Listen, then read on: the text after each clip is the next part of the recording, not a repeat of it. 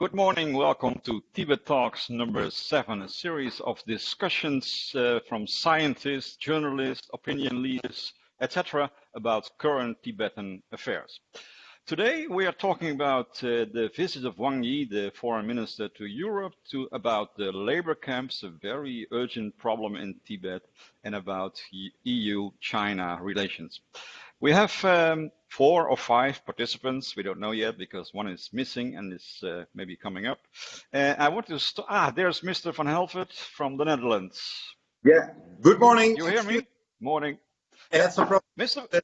Joining, but I'm there. Sorry. Okay. Mr. Van Helvert, maybe we can start with you. I want a brief introduction of all of you so the viewers can know who they listen to. Mr. Van Helvert, in 30 seconds, how do you describe the current situation in Tibet? The current situation in Tibet is very bad because not only people are kept actually hostage in a permanent lockdown, but also culture, a language, and a soul of people is brutally damaged at this moment. And if we don't stop it very quickly, it will be broken forever and will be history. So we have work to do.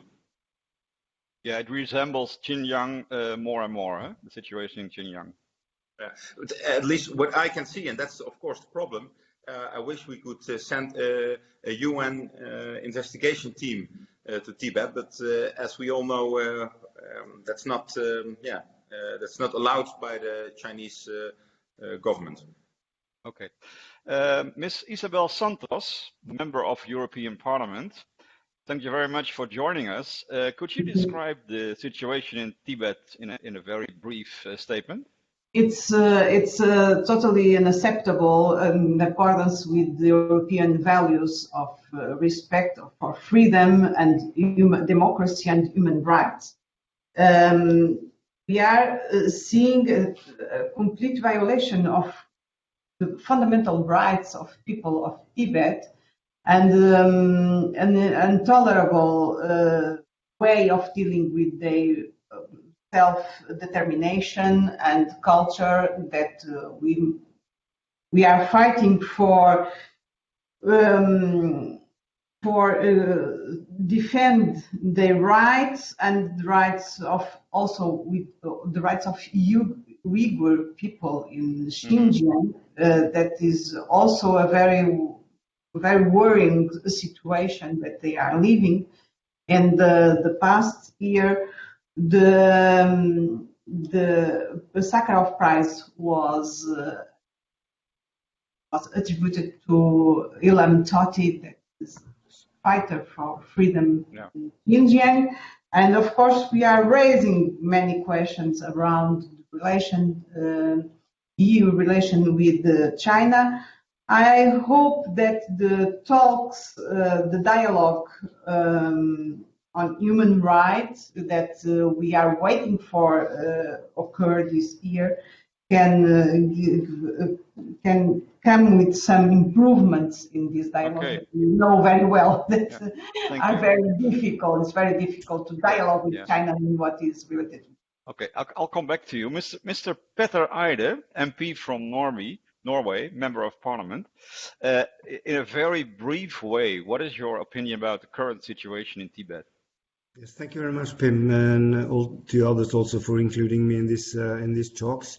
There's actually no reason for me to add to the description that my colleagues has come up with. I totally agree that it's a very, very critical human rights situation in Tibet. But I want to add that in Norway, there is absolutely no discussion about this. It's kind of a total silence about the situation in Tibet. And for the last couple of years, the Norwegian media, the Norwegian politicians have been talking about China. They've been focused on the situation in the Xinjiang province and the situation for the Uyghurs, and also the situation in Hong Kong. And and the Tibet situation has totally fallen into the shadow of what's actually happening in Hong Kong. Okay. So unfortunately, from a kind of a Norwegian perspective, the critical human rights situation in Tibet has gone more or less into the dark. We need to do something about that. Yeah. Thank you. Mr. André Gattolin from Paris, I presume. You're in the Senate of France, Member of Parliament. Yeah. You're here. Yes. What about your view? Sorry? Yeah. No, sorry. Your view on the current situation? Yeah. I share what have been said by my colleagues. I would like perhaps to add something. It's true that the situation in Tibet, 2 or 3 last years have been masked, perhaps by what's happening in Hong Kong or in Xinjiang. But I would like to say that no, due to the report produced by our friend Adrian Zenz, more or less on the same way he has worked on Uyghur, has raised once again the question of Tibet. That's the first time for 2 or 3 years we have many, many papers once again about Tibet. So the mobilization inside the French society is very important, but we have still a problem with all the politicians, also those belonging to my party, to mobilize themselves. And I would like to add something also is that we think that what is done in Xinjiang is more or less the same thing in a hard way that have been experimented for many years in Tibet region. And now we have a kind of return as the Chinese Communist Party considers that they are successful in Xinjiang. They re-imported in Tibet order repression and a way of forced assimilation or forced work, labor. And it's very important to see that the Chinese authorities have experimented many, many things. I would not say in a soft way, but yet in a hard way in Tibet. After that, they've used that in a very, very repressive way in Uyghur. And what they have now experimented in the Uyghur country is now applied and awfully in Tibet. Yeah, thank you. Mr. Vincent Metten, where are you? In Brussels, ICT Europe, International Campaign for Tibet. We'll hope to see you in the screen. But anyway, Vincent, a very brief description of the situation, please. The President Xi Jinping participated in August this year to the 7th Work Forum in Tibet. And during this forum, he again expressed very clearly what Chinese policy on Tibet is, which is to sinicize Tibetan culture. And sinicize, what does it mean? It's to have a forced assimilation of Tibetan Buddhism and culture to the ideological and the political goals of the Communist Party. So it's really, we have a situation where there is a police state with a totalitarian control over the population, which is monitored, in their daily lives. They have no space to express themselves, to defend their rights. And this is why more than 150 Tibetans have self-immolated since 2009 to denounce this situation. Mm-hmm. Okay. Let's talk about the visit of Mr. Wang Yi, the Foreign Secretary of China, to Europe last month. And you can intervene with each other. You don't have to wait for me. So if you want to say anything, please notice. Mr. Van Helvert, I talked to you because I'm living in Holland before this visit, and I talked to the spokesman of the foreign minister in Holland, Mr. Blok, and he emphasized the very good and broad relations between the two countries. They didn't talk about human rights. Is that a correct summary? Well, and if they talk, I think it was more or less just to check. Well, that I said, how is it with human rights in your country? Check. I asked it. I think something like that. If he asked, yeah. Well, I think it was very bad manner way how Mr. Wang Yi visited the Netherlands, because it was kept silent, actually. I'm a member of the IPAC, the Interparliamentary Alliance on China, and I got a text from them, and they said, hey, Wang Yi is visiting your country. I said, no, That's not true. And I asked the minister, I said, oh yes, he's coming tomorrow. That's true. And that's very, very special, of course, that that the Netherlands is making, is dealing the way China wants us to deal with them. We silent when a minister comes in the hope that that the parliament won't raise difficult questions.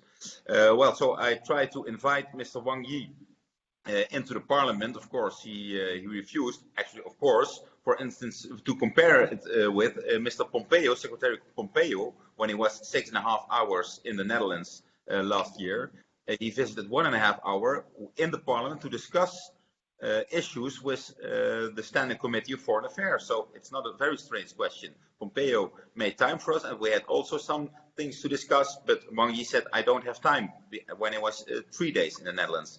So that's a choice you have to make.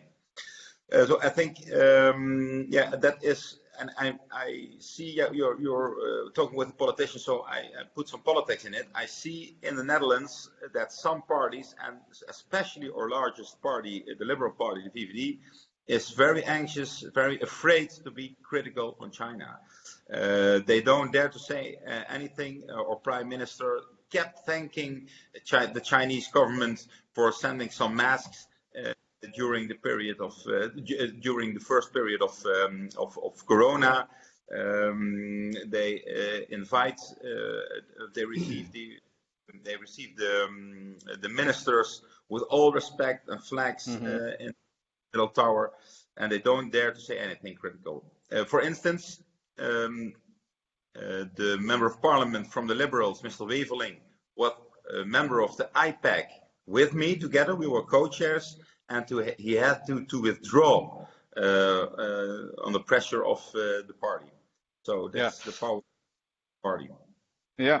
Mr. Eide, is that the same in Norway? It's quite silent. Nobody dares to criticize the Chinese government?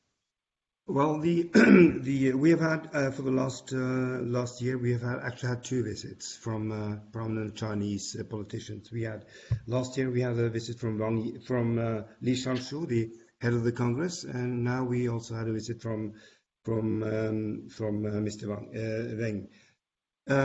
It's not been silent through this visit. It's been these visits have received a lot of public attention actually, and there's been a demand from the civil society and the human rights organizations. It's also from some politicians, myself actually, that we need to put in a human rights dialogue and human rights critics into these discussions. The Norwegian government have been reluctant, and they have been quite silent about the content of the discussions. There has been no transparency about what they have been discussing. We know that from a Norwegian perspective, they want to expand the trade relationships with China, and there is a kind of a fear that if you follow up a diplomatic relationship and also talks with politicians, and fill into those talks also a human rights agenda, that will be in conflict with building up a good and strong trade relationship. We fear, from my side, I'm belonging to the opposition, we fear that the more Norway are becoming economic dependent on trade with China, the less possibilities we will have for criticizing the human rights situation in China. So we believe that we need to have some kind of a distance, and we need to be careful also to involve ourselves too much economically with China. I'm positive to trade relations, but I think there is some kind of a limit. We must not go into that situation where we are becoming economic dependent on export of salmon, for instance, to China, because that will limit us in our critical discussions with them. Yeah. Mr. Gattulen, Europe and France may have some power because Xi Jinping is shifting his attention from Trump to Europe, because US relations are very tense. So why is Europe not a little bit more assertive, aggressive, a little bit more self-confident? First, I must explain that the situation in France confronting China is very paradoxical. Very oftenly, I order some opinion polls that shows that people are very afraid of the situation in China, the repression against Tibetan and Uyghur people. So a very large majority of the public opinion is very, very critical. But we don't have no really strong organization on this topic.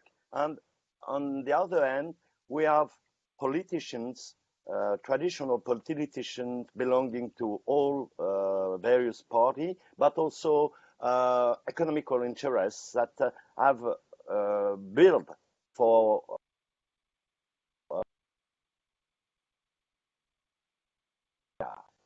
I think you're. It's very complex, this different opinion, and the French leaders. And what we've seen is that things are beginning to change a little bit inside the politicians in France, but it's I would say it takes a lot of time.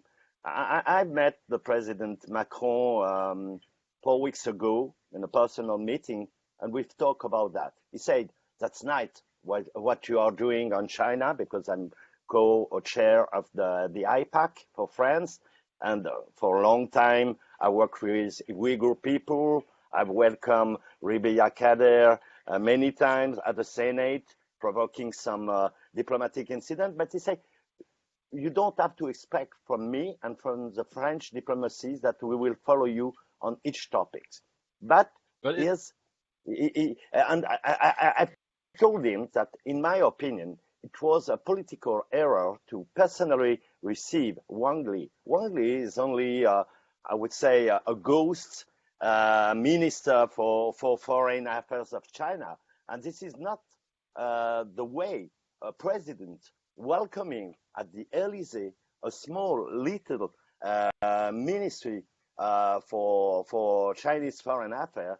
It is not the way we must consider reciprocity. And I told him that what Mr. Conte or Mrs. Merkel has done, decided not to officially and not to meet him, was the right way. He told me that he has talked with him about Uyghur and Hong Kong situation. I say, okay, but no communication about that.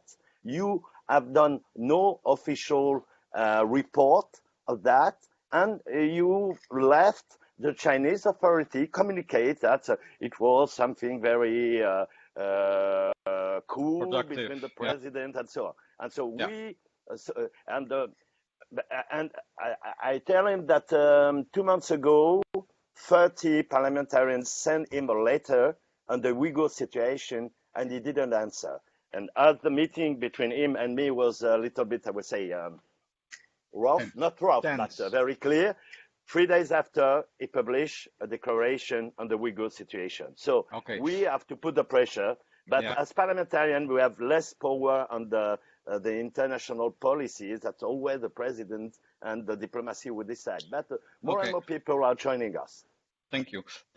Ms. Santos, all the three people we talking about the last 10 minutes are saying that their governments are interested in trade, export, and human rights is a bit of an internal affair, like the Chinese always say. Is that your impression also in the European Commission, the European Parliament? The relation, it's different, the position of the European Commission and the Parliament. Parliament is more active, criticizing China and taking real positions in defense of human rights. But the relations between EU and China, they are changing, and they are giving good steps, in my opinion. Ms. Santos, could you look in the camera? Yeah, that's better. Yeah, that's it. Okay. You have more contact with us. Yes, it's okay. Sorry. I'm not. If I do something like this, it is easier for me because the camera is on the top. Now it's in a bad position. Sorry about the interruption. Yeah. Please continue. Thank you very much.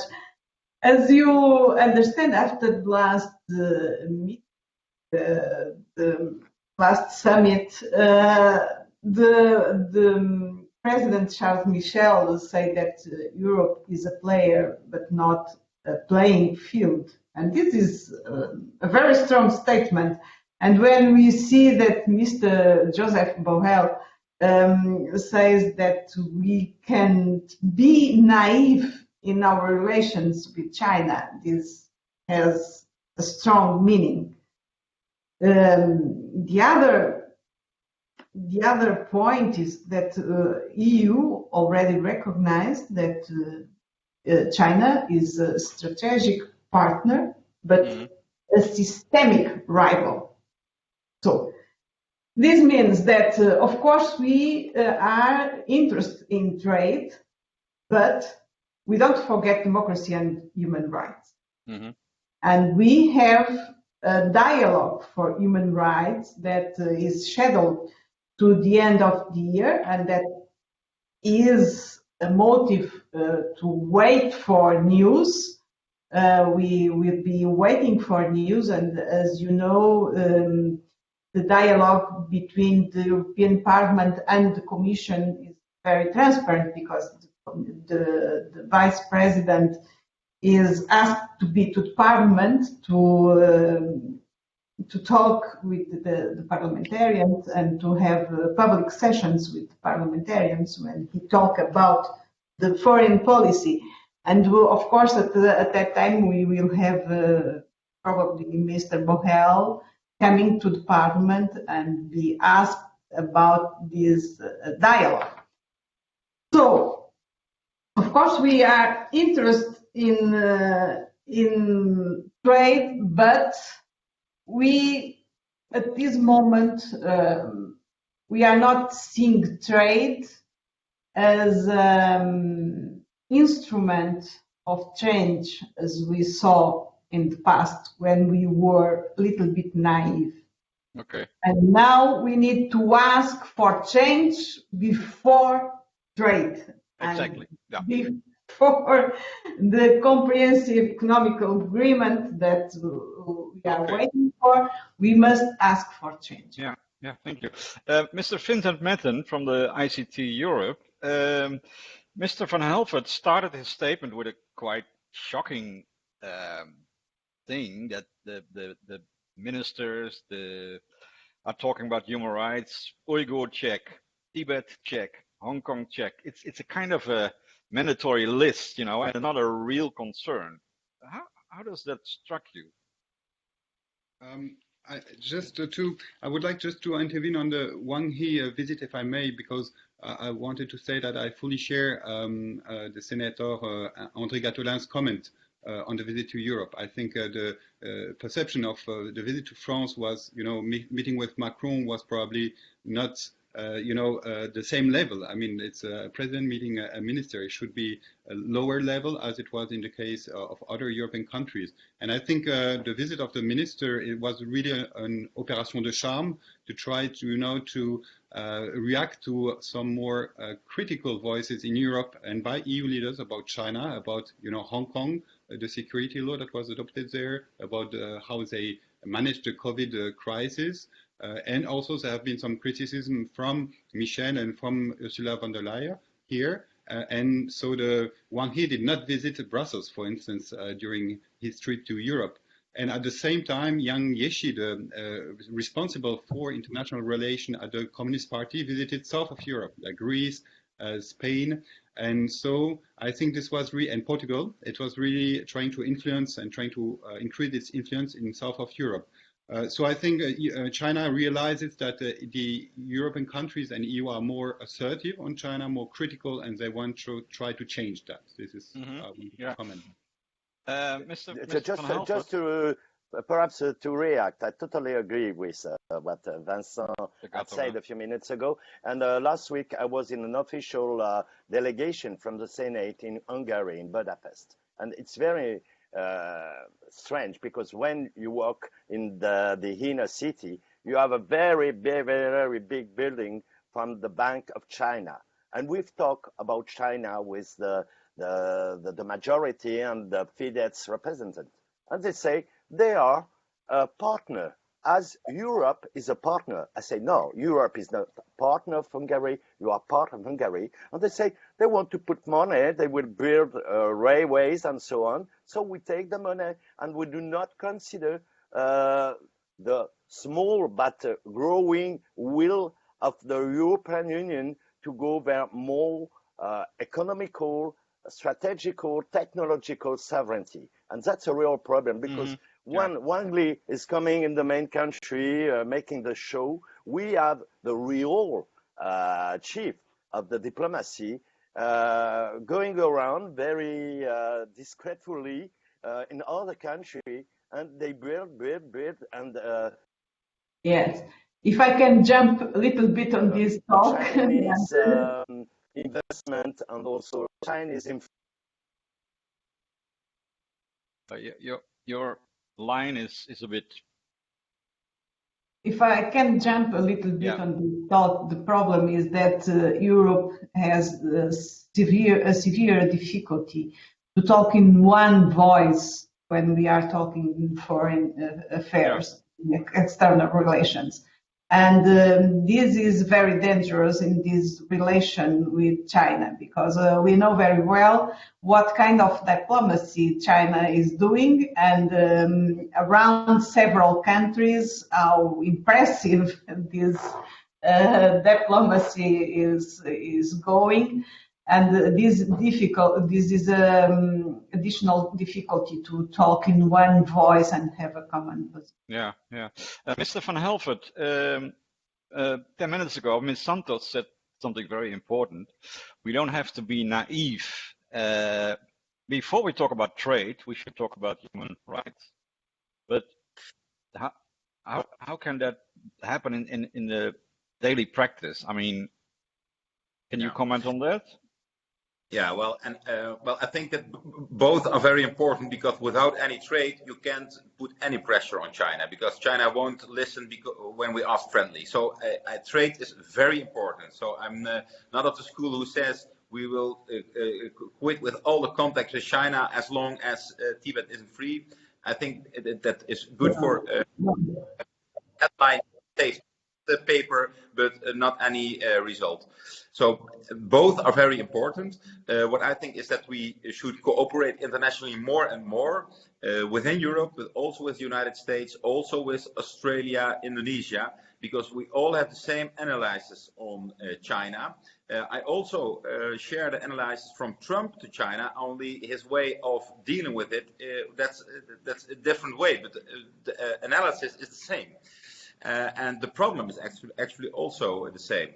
And when you see that China has constantly a food problem, because they won't grow any crops that's enough for all China, that can be a way, but that's also not very polite and very nice, because threatening with food isn't nice. But if China really doesn't listen, that is then is threatening with food supply better than starting a war or something like that, or doing nothing. So I think we have to prepare ourselves to make a great coalition around China with those countries who are willing and are able to, because also in Europe there are some countries not able anymore to stand up to China. One thing that I'm proposing today in the Parliament, together with Mr. Schuelsma from D66, is to already start with making a blacklist on people in China who commit the crimes against humanity. Together with Schuelsma, I asked our minister to start a Magnitsky law, kind of Magnitsky law in the Netherlands, or actually in Europe. Well, it took a while, but we are going to get it. Mrs. von der Leyen said in her State of the Union, or how do you call it in Europe? That's the European State of.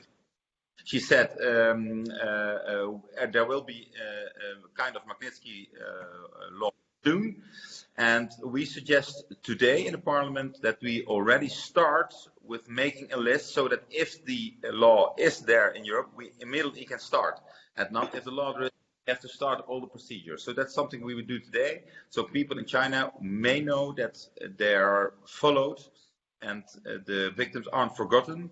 and we're trying to do everything to get people who commit such crimes on humanity that they will be persecuted for what they do. But a very short question, short answer. Is that a Dutch initiative or should it be a European initiative, this blacklist? We asked the minister to find, wat is draagvlak ook alweer? Find commitment Europe. Yeah.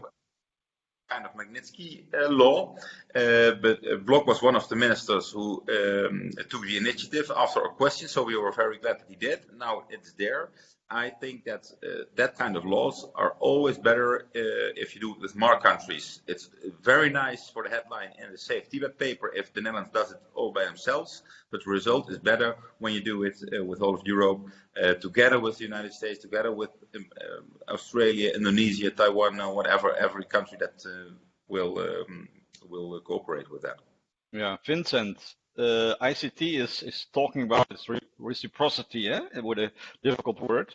This blacklist, is that something that will work, you think?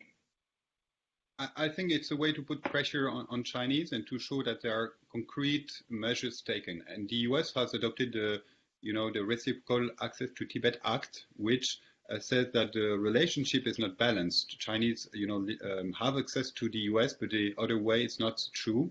And it's the same for Europe. There is a problem of access to Tibet very clearly for our members of parliament, journalists, independent experts, and so on. So we need to rebalance that to have a more reciprocal situation in terms of access.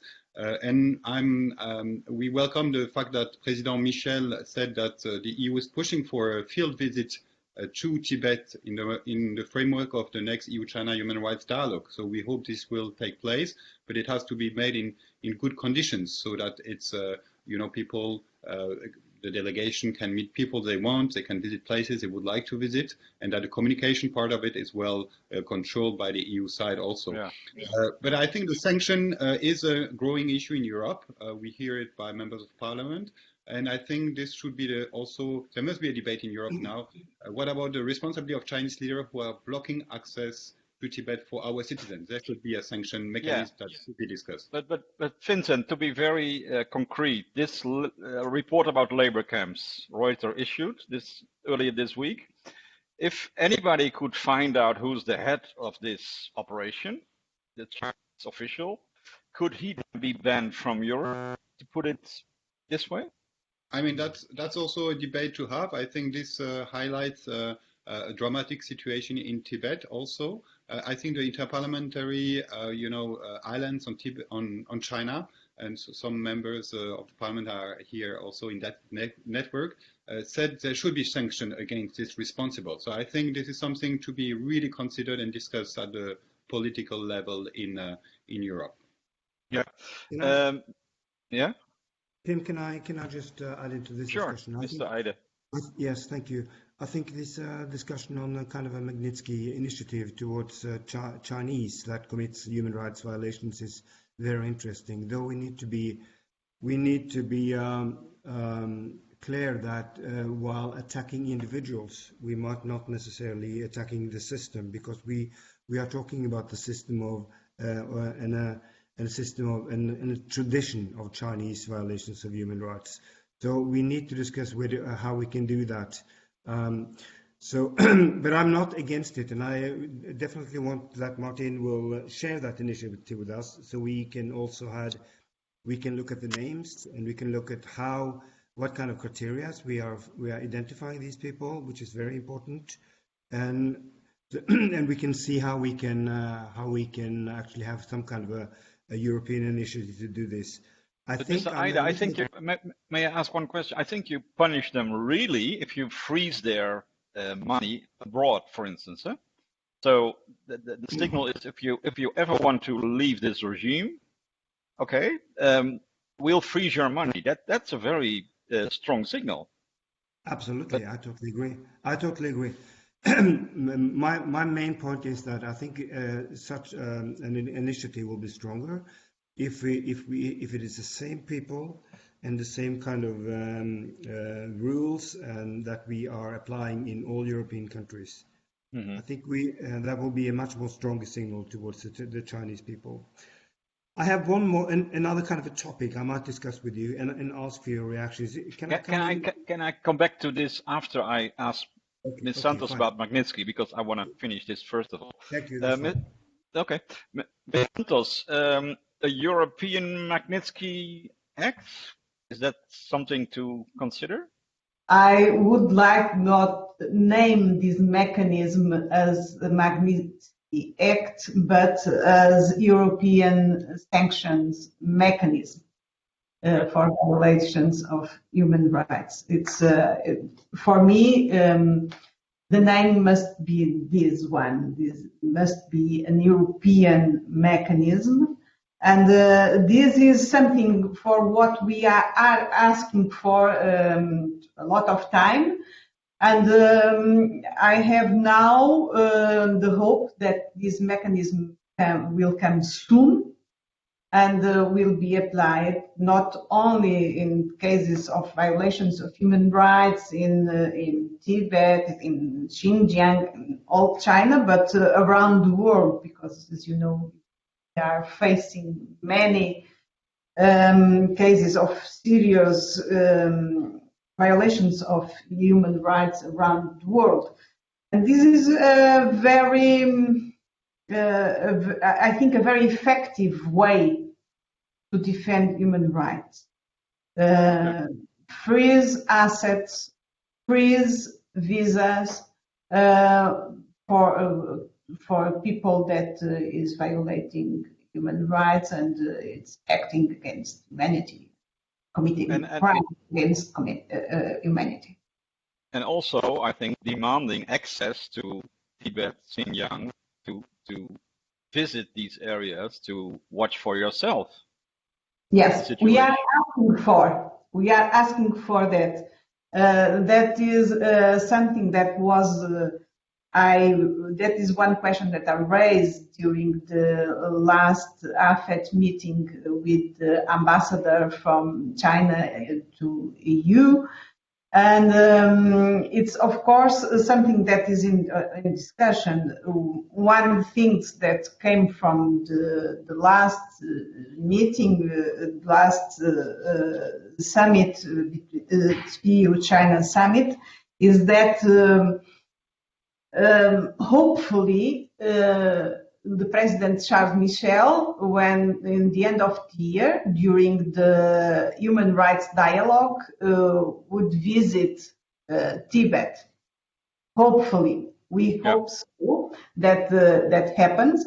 But one of the questions that I raised during the meeting, the last AFET meeting, was that, of course, Human Rights Subcommittee is asking for a visit to China, Xinjiang, and Tibet.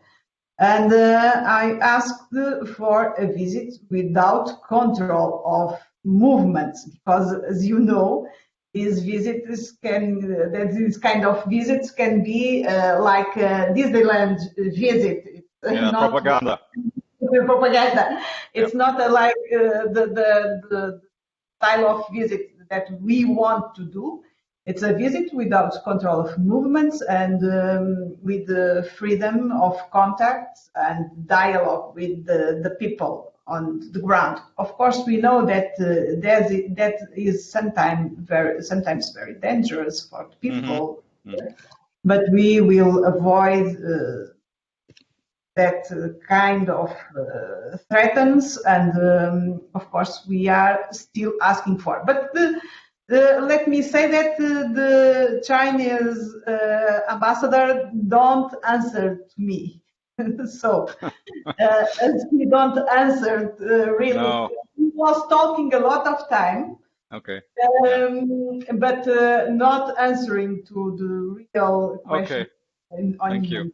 Thank you. I think Mr. Gatterlen, I would say, left the building, but he left the conversation because he got a phone call from the Elysee Palace from President Macron, and you can't refuse that. So he might come back. We don't know yet. Vincent, to come back to you in Brussels, these topics that Van Helvert, Mr. Eide, Ms. Santos discussing, free access to Tibet, reciprocity, Magnitsky, are discussed for many years. But you think now is the time to harvest all these things, to be very concrete, because now Europe has a power, towards China.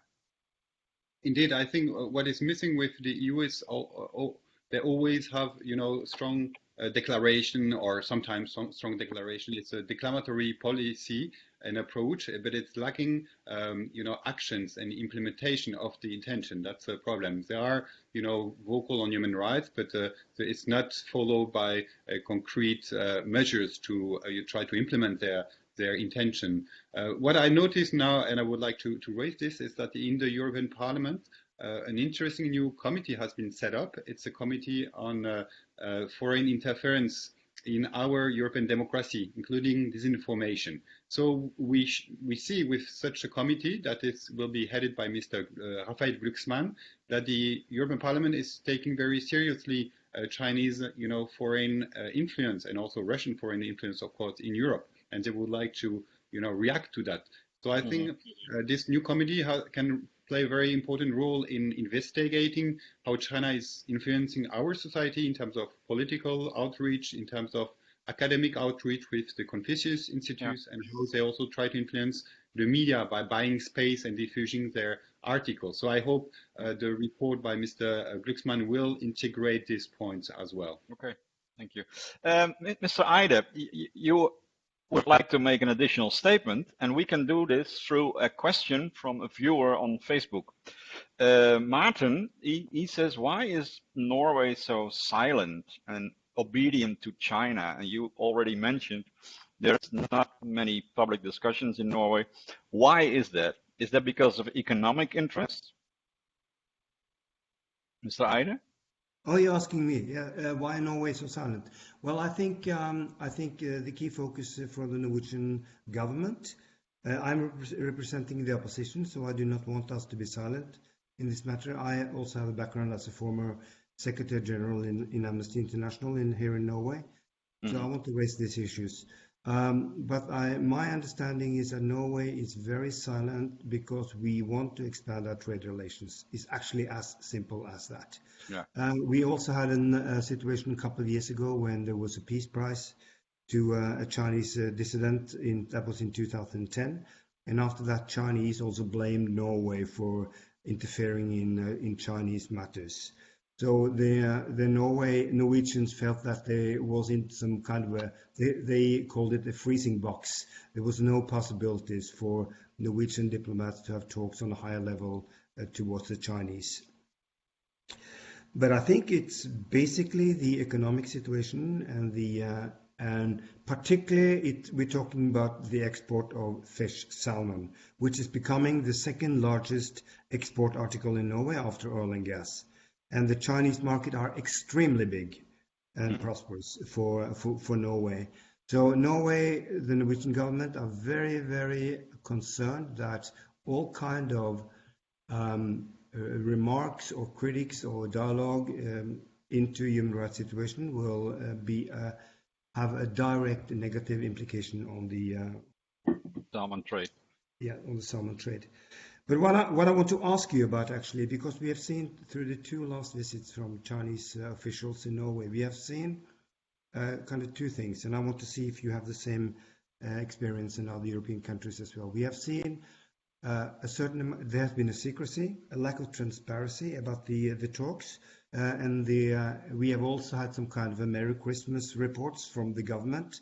They said that, well, we have of course discussed human rights, but we have no idea what was actually on the agenda.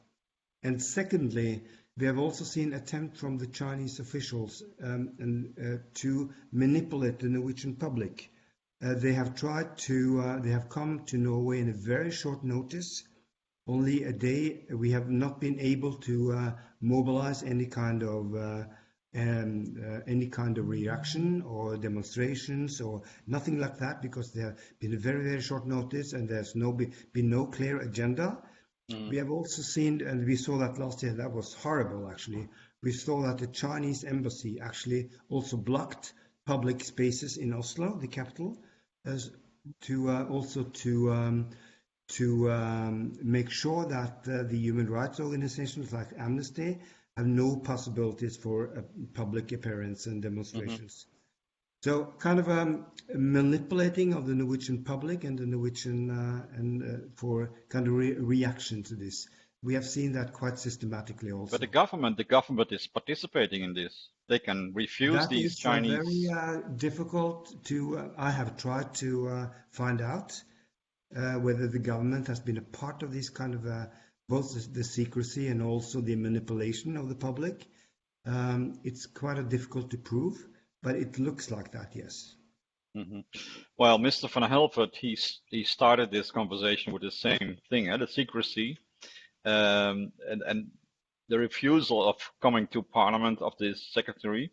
Mr. van Helvert, what can we do? I mean, you have to accept it, don't they? Yeah, well, of course we cannot force them at this moment to do things that we want, that's true. But that must not keep us from trying new good things. For instance, when we're going to speak the budget of the Ministry of Foreign Affairs, I want to see what we can do, like what the Congress in the United States has done by adopting an Uyghur Act. You say Uyghur Act? The Uyghur Act, that's an act in which the Congress says we think that not good. It's very bad even that the Uyghurs are kept hostage, more than 1 million in punishment camps. And they say, for instance, we do an export ban from technology. We ask Americans in China to see what they can do. We freeze the goods and visa from human rights people who zeg je dat? People who are committing crimes against humanity, and a list of things that they do as a Congress. Yeah. And that's a start. It won't help Tibet immediately tomorrow, but we have to prepare some things that we can do in a kind of months or years, the good things we want to do. That's new. Is it better to call it the Uyghur and Tibet Act? The labor camps in Tibet are quite similar to those in Xinjiang. Well, I call it the Uyghur Act because the Congress adopted Uyghur Act. We also can change it in the Netherlands, and that's what we're looking now in the Netherlands. You can say a Human Rights in China Act, something like that is something we could adopt. But in the Congress in the United States, it was the Uyghur Act, and that maybe is some example. I don't think we have to copy everything from the United States, but we still we must want to learn from the things that they are doing very good. And sometimes the Congress in the United States. Is there a majority in Dutch Parliament for this initiative?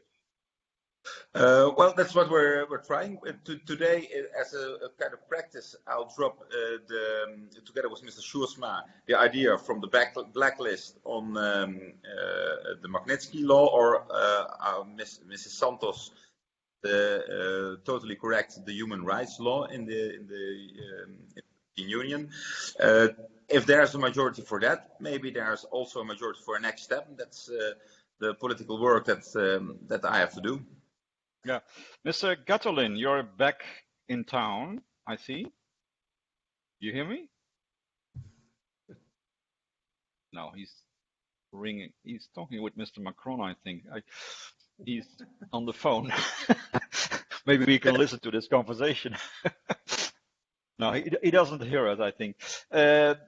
Okay, Vincent, back to you in Brussels. The Uyghur and Tibet Act, as I will call it. Is that a model for the whole of Europe, maybe? Well, we have called for many years the European Union to adopt, a language and some common position on Tibet or on the situation of Uyghurs. Also, there are a lot of similarities, of course. So I think this is something that could be also discussed. I think we need more reactivity from the European institutions. We need a more, punchy foreign diplomacy that puts really human rights in its, and values in its foreign policy much more than it's done now. So this is something to be considered, of course, and I think the European Parliament would certainly have an important role to play in such a process. What would be the name of this act, Vincent? Well, I think we mentioned, and MEP Isabel Santos mentioned this European Sanctions Act, or I think this could be really useful. I think concretely, if you want to use it against Chinese responsible of a human rights violation in all over Tibet and East Turkestan. So, well, the name is the relying on the policymakers, of course. Well, Tibet Uyghur Act is quite clear. I mean, these are the biggest human rights problems in China. But anyway, you don't want to elaborate on this. Mr. Gatterlin, are you back with us? I think he's Sorry, I'm back. It was very urgent. I'm very sorry. How was the talk with Mr. Macron? Yeah. Sorry? How was the talk with Mr. Macron? No, it was his political advisor. But we not so oftenly communicate directly, but it was a case about China. But it was we had election at the Senate, and we have to reorganize everything. And I say that also for Vincent.